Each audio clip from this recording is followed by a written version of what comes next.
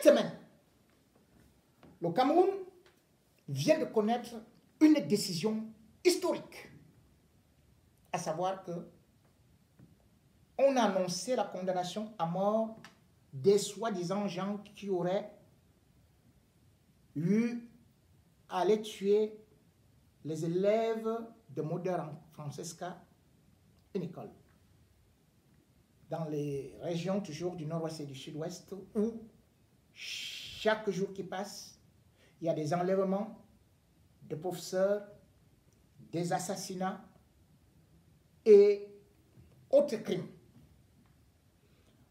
On nous les a exhibés, qu'ils ont été condamnés par un tribunal militaire à Buea. Déjà, c'est extraordinaire, parce que tous les grands bandits du Cameroun sont conduits à Yaoundé. Ils sont jugés par le tribunal militaire de Yaoundé. Et sans pour autant nous montrer quand est-ce que le procès a commencé, on apprend qu'ils ont été condamnés à mort. À mort. C'est-à-dire qu'ils seront exécutés par le peloton. Mesdames et messieurs, vous ne savez pas ce que représentent ces rites sataniques. D'aller sacrifier des gens dont on ne détient aucun élément tangible d'une quelconque preuve. Des gens qu'on a jugés de façon expéditive, à huis clos, et dont on apprend qu'ils doivent être exécutés sur le sol du Cameroun. Verser le sang pour nourrir encore Satan. Bon nombre de pays ont aboli la peine de mort. Depuis combien de temps le Cameroun n'a-t-il pas exécuté un seul prisonnier? Pourquoi c'est maintenant? Et a-t-on tous les éléments pour dire que ce sont ceux-là qui l'ont fait, lorsqu'on sait que cet attentat avait été annoncé avant? Tout le monde le savait. Lorsqu'on sait que les forces de sécurité sont mêlées à cet attentat, le régime Biya n'a pas voulu démêler le faux et le vrai, mais nous livre juste comme les anciens procureurs des JD, que les voilà, on va les fusiller sur le poteau. Quelle est cette rapidité? N'a-t-on pas vu à Menka l'armée camerounaise aller décimer des populations? Au moins 23. On les a jugés quand? Ils ont été fusillés quand? N'a-t-on pas vu en Garbou, images à l'appui, avec des satellites et les vidéos? Et même le gouvernement camerounais a accepté que les militaires ont tué 23 personnes. 23, dont des femmes, les enfants, et ont brûlé les maisons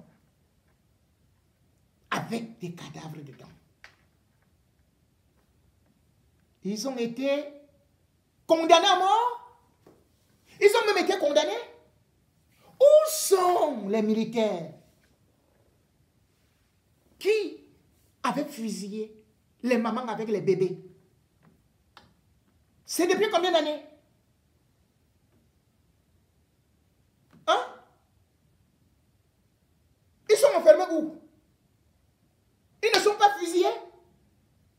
Ils ne sont pas passés au poteau. Et pourtant, là, on a des preuves. On a les vidéos. L'armée camerounaise est impliquée à 100%. Ils ont dit que c'est au Mali. Mais aujourd'hui, ils ont reconnu que non, c'est vraiment nous et tout, et il y a eu, on va faire ceci et cela. Donc vous laissez cela, qui ont tué des bébés, un bébé au dos, l'autre en main, peloton d'exécution.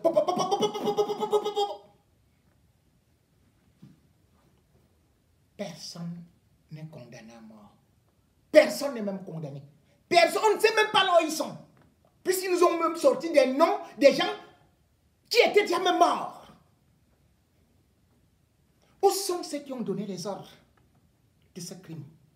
Puisque les militaires, les gendarmes ne peuvent pas se lever, aller fusiller des gens. Ils reçoivent les ordres de la hiérarchie. Qui a-t-on condamné? Personne. Mais là, ils viennent, ils vous disent, voilà, on va aller fusiller. Et quand vous entendez fusiller, c'est une méthode que le régime Biya avait déjà adoptée en 1997. Quand ils ont fusillé Mpondi, Simon, Mpondo, tout le monde qui a vécu ces ombres tristes de l'histoire camerounaise avait la chair de poule. Mpondo avait été assassiné, et ce n'est pas Mpondo qu'on a fusillé après, c'est plutôt des jeunes. Sous prétexte qu'ils ont tué Mpondo. Parce que Mpondo, lui, il est tué le 4 juin 1979 à Douala, dans son quartier à Bonabéry. C'est un grand cadre. Expert dans des recherches pétrolières et tout. Mais quand on vient le découvrir, il a été assassiné avec sa femme. Leur fils Nicolas, qui n'avait que 3 ans, le chien a été abattu. Ils ont été jetés dans une fosse. Cela avait été fait par des professionnels. Le petit bébé qui avait 3 mois, ils l'ont mis dans un tiroir. Et lorsque les enquêtes commencent, ils nous disent que c'est Oumbe, un gars de 23 ans, et son complice, Oumdje, 20 ans, qui étaient les gardiens. En réalité, le régime Biya avait comploté avec eux en disant, bon voilà, on va vous donner un peu d'argent, puis on viendra faire ceci. Vous allez juste accepter que vous étiez là. On les a mis, on les a présentés comme étant les bourreaux. Or, ces jeunes-là, on n'a même pas eu le temps de faire la moindre enquête pour comprendre que mais, les gens qui ne conduisent pas, comment est-ce qu'ils ont pu déplacer les voitures de Mpondo? Comment ils ont pu fumer les cigares? Puisque à la scène du crime, il y avait les cigares importés. À la scène du crime. Au-delà de ça, on parle toujours des mobiles. Comment quelqu'un va te tuer pour 50 000, il tue son patron parce qu'on lui a proposé 50 000. Oui, cette histoire avait été montée parce que Mpondo était le Camerounais qui avait découvert ou bien qui était prêt à révéler que les Américains avaient découvert le pétrole à Bakassi et que ce pétrole devait être plus tard exploité parce que finalement, les Français et Américains voulaient déjà l'exploiter et avec la complicité d'Ahidjo Biya parce que Biya était Premier ministre. Il ne fallait pas d'abord annoncer ça à la population. Quand le coup est monté, Biya sait ce qui s'est passé. Sauf que Mpondo est tué.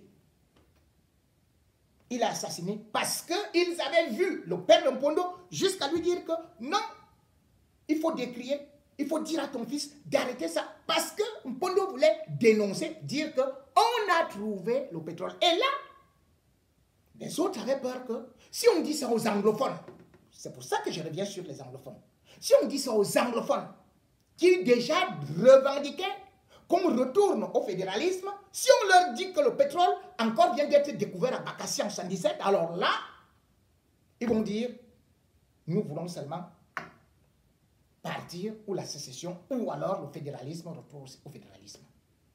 C'est ici qu'on va monter, après avoir demandé à Mpondo de renoncer, parce qu'effectivement, lui, il avait épousé une Américaine.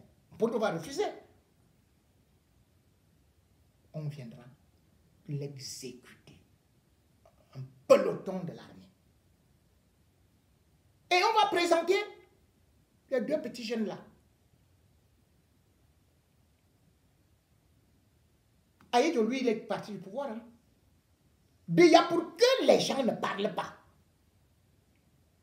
On demande la grâce présidentielle à Biya. Il a dit non, on va le fusiller. Alors que les jeunes disaient, nous voulons voir au moins le gouverneur. Pour vous dire, parce que ce sont les ministres, ils sont au pouvoir et tout et tout. C'est pas nous, on veut parler. Oh, dès qu'ils ont entendu ça, on est parti les chercher en cellule.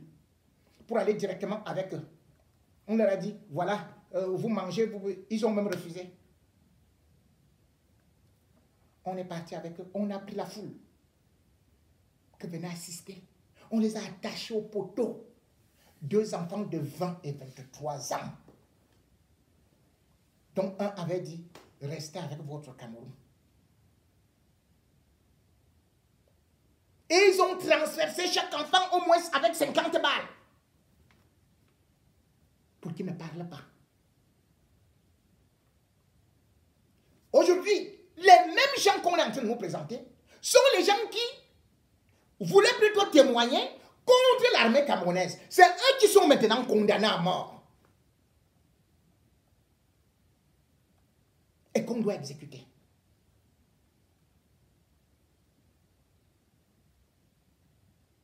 Voilà comment un régime utilise la justice, crée les injustices. Et quand vous créez les injustices, à une certaine période, même cette armée qui vous protège finira par retourner les armes contre vous. Quand on regarde la crise anglophone, ils font maintenant semblant de protéger. De dire que ce sont les anglophones qui sont en train d'aller créer des dégâts dans des écoles. Tout le monde a vu quand la crise a commencé. Ce sont les militaires camerounais, les forces de sécurité qui sont allés à l'université. Terroriser les étudiants.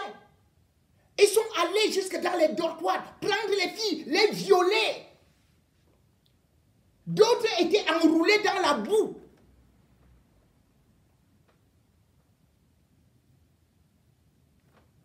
Qu'est-ce qu'ils avaient fait? Rien du tout. Dans chaque école, les forces de sécurité camerounaises sont toujours impliquées. Lorsqu'il y a assassinat. Au lieu qu'on les condamne donc à mort, puisque vous ne voulez pas finir la peine de mort, vous partez plutôt condamner les témoins. Ceux qui veulent dire la vérité.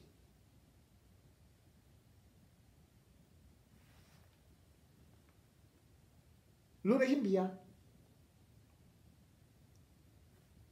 est dans son déclin. Le régime Biya multiplie les erreurs. Et le dernier boulon vient de sauter. Après cette condamnation à mort et cette fusillade au poteau, le régime Biya va tomber.